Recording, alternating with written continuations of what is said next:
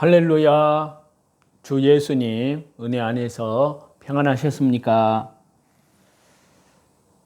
계속해서요. 주 예수님 재림 징조 38번째 말씀을 드리려고 합니다. 이 시간에는요. 발해의 국가들을 살펴보려고 하는데요. 다니엘 신상에 나타난 나라를 살펴보려고 합니다. 먼저 본문의 말씀을 보시겠는데요. 다니엘서 구약성경 다니엘서 2장 41절에서 43절입니다. 왕께서 그 발과 발가락이 얼마는 토기장의 진흙이요 얼마는 새인 것을 보셨은즉 그 나라가 나누일 것이며 왕께서 새와 진흙이 섞인 것을 보셨은즉 그 나라가 새 같은 든든함이 있을 것이나 그 발가락이 얼마는 새요 얼마는 진흙인즉 그 나라가 얼마는 든든하고 얼마는 부서질만 할 것이며 왕께서 새와 진흙이 섞인 것을 보셨은즉 그들이 다른 민족과 서로 섞일 것이나 그들이 피차에 합하지 아니함이 새와 진흙이 합하지 않음과 같으리이다. 자, 진흙, 철, 발가락의 정체는요. 지금 진행상으로 볼 때 유럽연합, EU로 진단을 내립니다. 왜냐하면요. 유럽연합의 발전 과정의 성격이 다니엘이 성령님의 감동으로 예언하고 있는 내용과 유사하게 흐르기 때문입니다. 그렇다면요. 이 발해 국가를 어떻게 볼 것이냐 하는 것인데요. 자, 크게 신학의 노선 가운데 보수주의가 있고 자유주의 신학이 있습니다. 자, 보수주의에서는 무천년과 전천년으로 나누어지고요. 그리고 자유주의에서는 자유주의 무천년으로 100% 이렇게 분류가 됩니다. 그리고 보수주의에서는 발해 국가는 과거의 로마를 재건한 것이다. 그리고 종말에 적그리스도에 국하다. 그렇게 말을 하고요. 자유주의에서는 발해 국가는 헬라라고 말을 하고 있습니다. 그 다음에 뜨인 돌은 보수주의에서는 초림 예수님으로 말씀하기도 하고 재림 예수님으로 말씀을 하기도 합니다. 그러나 자유주의에서는 아무런 말이 없습니다. 그리고 보수주의의 하나님의 한 나라는 영적 초림으로 마음 천국을 그렇게 해석을 하고요. 전천년설에서는 실제적 천년왕국이라고 그렇게 해석을 합니다. 자, 종말에 적그리스도를 배출할 국가들을 말하고 있는데요. 발해 국가에 대한 견해인데요. 과거의 로마와 연계시키고 있지만요. 종말에 있을 주 예수님 재림, 종말에 있을 적그리스도의 배출 국가로 보고요. 또 종말에 있을 주 예수님 재림, 종말에 있을 적그리스도의 배출 국가에 있고요. 지금 이 시대라고 보는 견해도 있습니다. 자, 무천년설 학자들이나 전천년설의 일부 학자들 중에 발해 국가, 이것은 철의 짐승으로 묘사되는 로마 제국의 부패한 말기로 주장을 합니다. 그러나 저와 여러분, 우리는 발해 국가를 임박한 주 예수님의 재림을 앞두고 출현할 열국으로서요, 적그리스도를 배출하는 나라가 될 것으로 저와 여러분은 그렇게 봅니다. 이에 대한 근거는요, 저번에 자세히 말씀을 드렸기 때문에 오늘 이 시간에는 본문에 맞는 말씀으로 계속 드리겠습니다. 두 번째요, 발해 국가는 유럽 연합국이라는 사실입니다. 그러니까 지금 현재 유럽 유니온, EU입니다. 자, 미래로 보는 여러 설이 있는데요. 러시아로 보는 견해도 있고 석유개발기구 오페크로 10개 회원국으로 보는 견해도 있고요. 유럽연합 EU로 보는 견해도 있고요. 그 다음에는 아직 나타나지 아니한 미래의 국가로 보는 견해도 있습니다.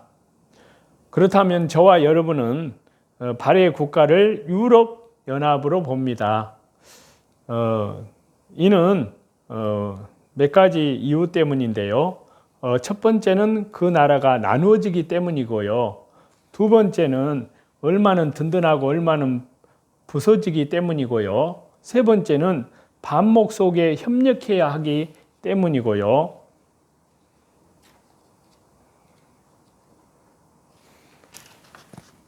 네 번째는 정치적 국가가 되어야 하기 때문이고요.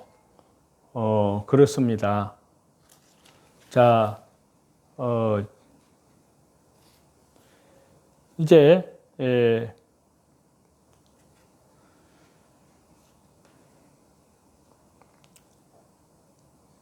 저와 여러분 우리는 발해 국가를 유럽연합으로 본다 했는데요.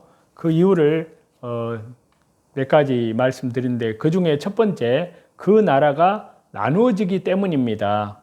다니엘서 2장 41절인데요. 왕께서 그 발과 발가락이 얼마는 토기장의 진흙이요 얼마는 철인 것을 보셨은즉 그 나라가 나누일 것이며, 또 다니엘서 7장 23절에서 24절인데요. 모신자가 이처럼 미르되 넷째 짐승은 그 땅의 넷째 나라인데 이는 모든 나라보다 달라서 천하를 삼키고 밟아 부서뜨릴 것이며 그 열 뿔은 이 나라에서 일어날 열 왕이요. 자, 유럽연합 EU 안에서 나뉘었음을 의미하는데요. 자, 유럽연합의 회원국은 옛 로마 제국의 후예들이라고 주장하고 있지만요. 과거의 로마 제국의 영토가 아니었던 나라들도 회원국으로 가입되어 있습니다.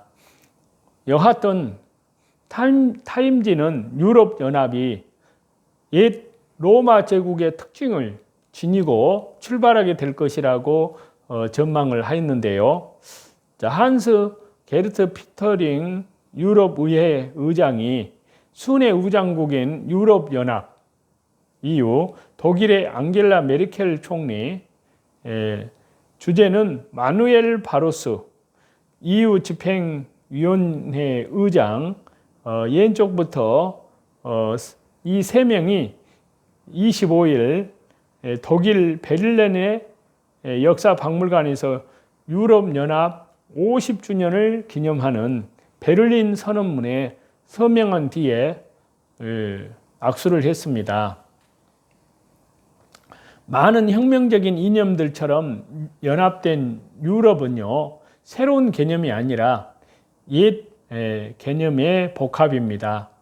조직과 연합에 대한 꿈은 중세기 동안 지속되어 온 가이사의 로마 제국과 로마 카톨릭 교회뿐만이 아니라 체제는 갖추었으면서도 별나게 존속한 시대착오였던 신성 로마 제국, 거기에서 구현되었습니다. 자, 이 같은 사실은요, 저와 여러분 우리에게 아주 중요한 것을 일깨워주는 것인 동시에요, 다니엘서 2장을 대변하는 듯한 그런 말과 같은데요.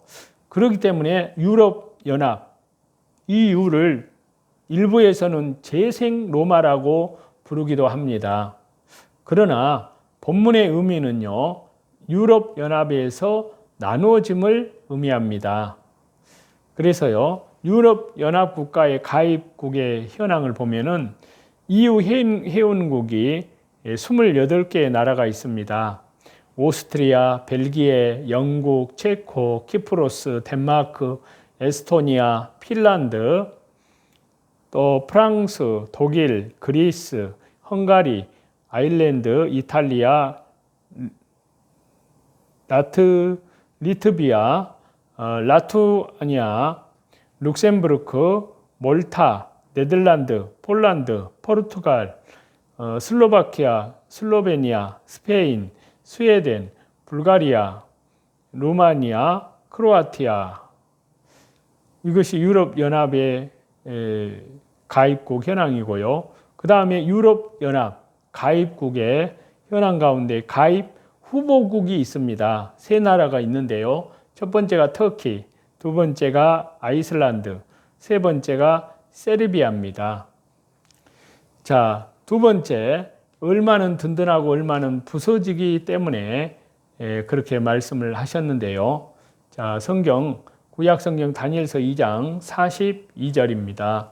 그 발가락이 얼마는 세요, 얼마는 진흙인즉 그 나라가 얼마는 든든하고 얼마는 부서질 만할 것이며.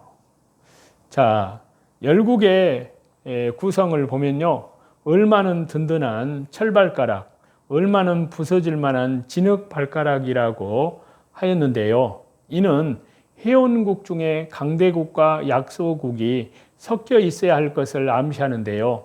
유럽연합 EU 회원국들의 인구 분포를 보면요, 오스트리아가 750만, 벨기에가 1050만, 영국이 5995만, 체코가 1023만, 키프로스가 88만, 덴마크가 500만, 에스토니아가 144만, 핀란드가 500만, 프랑스가 5977만, 그 다음에 크로아티아는 445만 원, 그 다음에 독일은 8260만, 인구로 봤을 때요. 그리스는 1050만, 헝가리는 1000만, 아일랜드는 397만,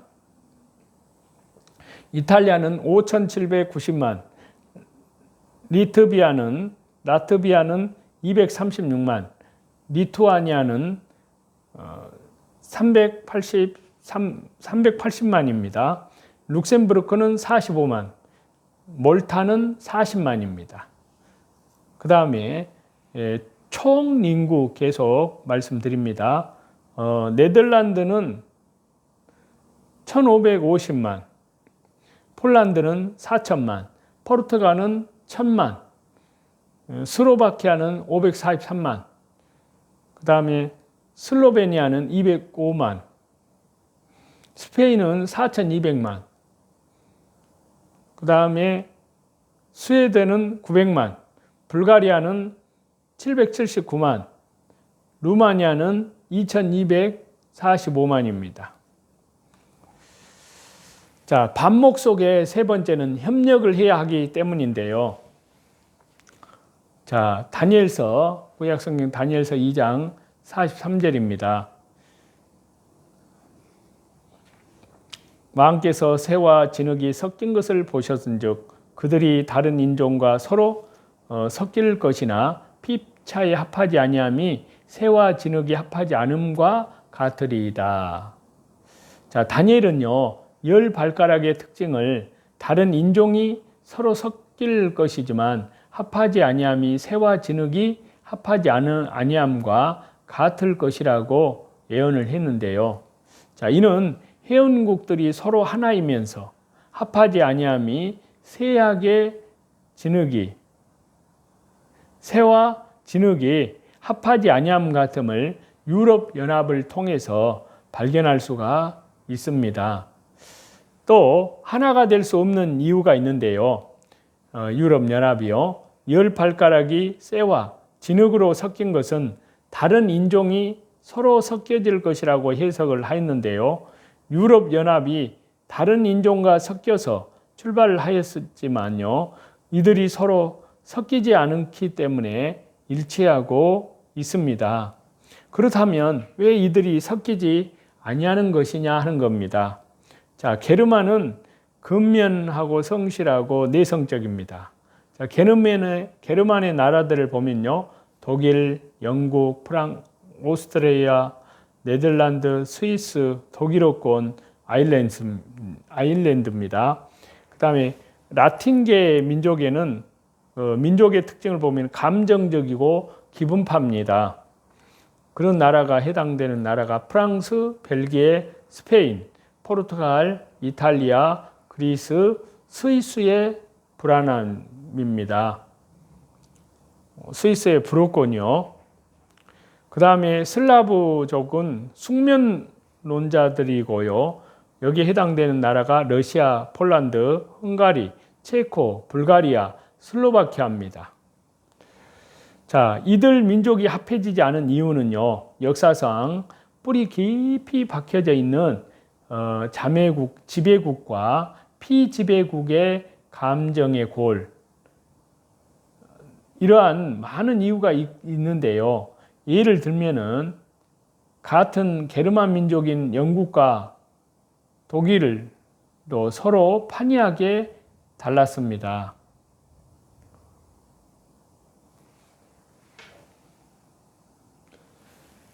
자, 예를 들면요.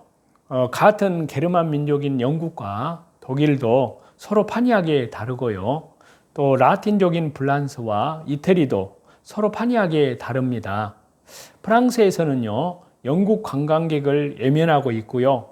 영국인은 가는 곳마다 옛날 유럽의 사람들을 자기 수하로 부렸다고 자랑하고 있는데요. 뿐만 아니라 영국 내에서도 아일랜드와 스코틀랜드인들은 종교적으로, 문화적으로 영국에 대한 적대감이 깊어서 항상 위기일발의 위험 속에 있습니다.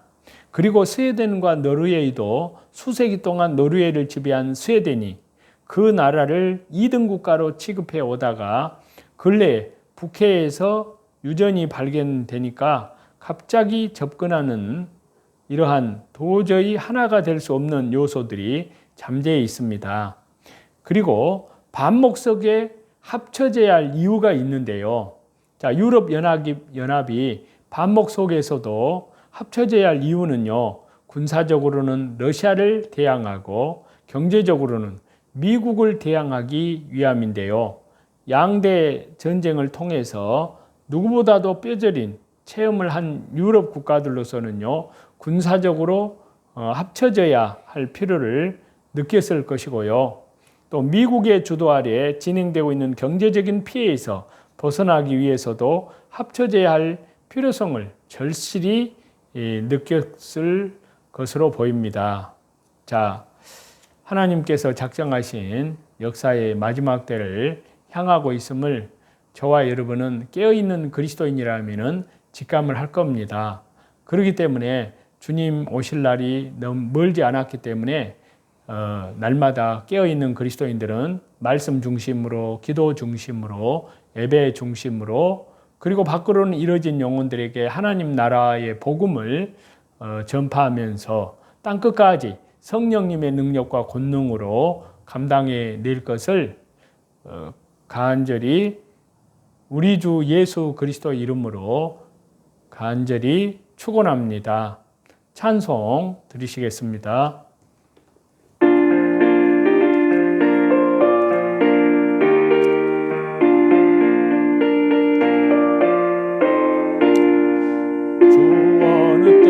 다시 오실는지 아는 이가 없으니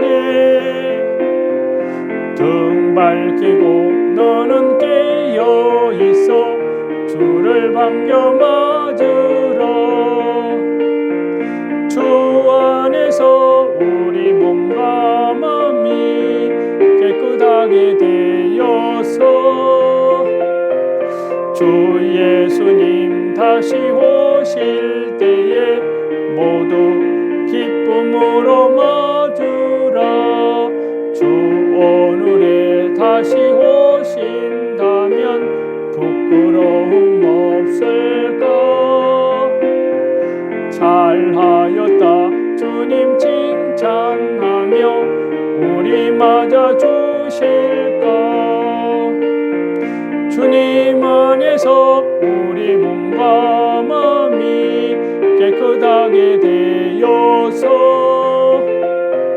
주 예수님 다시 오실 때에 모두 기쁨으로 맞으라. 주 예수님 맡겨주신 일에 모두 충성 다했노. 내 맘속에 확신 넘칠 때에 영원한 식 없겠네. 주님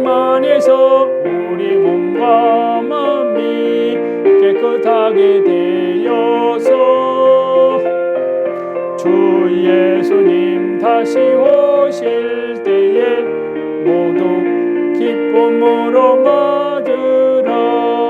주 예수님 언제 오실는지 한밤이나 낮에나 늘 깨어서 주님 맞는 성도 주의 영광 보겠네. 주님 안에서 우리 몸과 마음이 깨끗하게 되어서 주 예수님 다시 오실 때에 모두 기쁨으로 맞으라. 모든 존귀와 영광과 감사와 찬송을 우리 성삼위 하나님께만 돌립니다. 감사합니다.